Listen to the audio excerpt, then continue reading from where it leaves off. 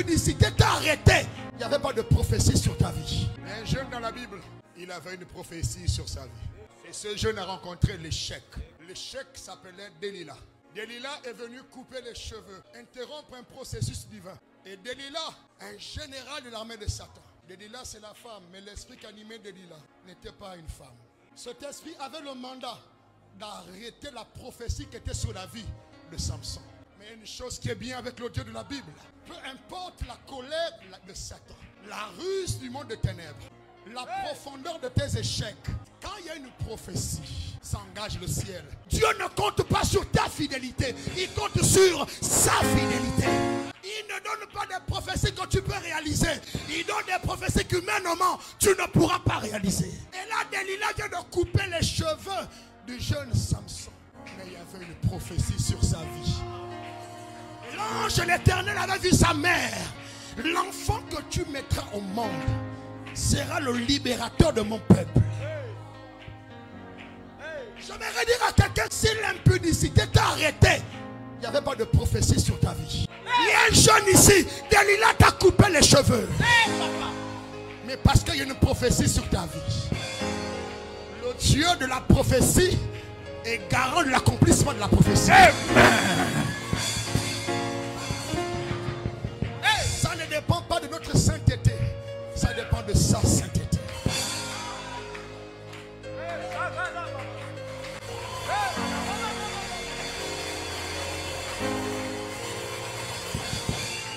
Je prie que les oreilles de Samson s'ouvrent. Lorsqu'il découvre que ses cheveux sont coupés, la force l'a quitté.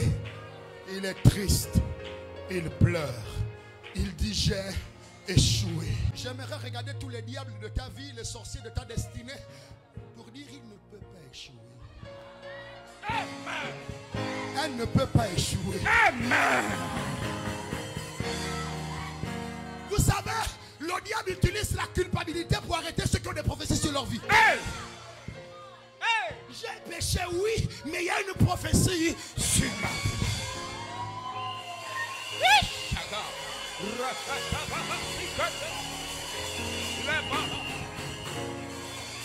À la nuit de la sainteté, yes. J'aimerais te dire, yes. Parce qu'il y a une prophétie sur ta vie, yes. Le péché ne va pas t'enterrer. La souillure ne va pas t'enterrer. Au nom de Jésus. Oui, je sais, tu es triste parce que Dieu t'avait parlé.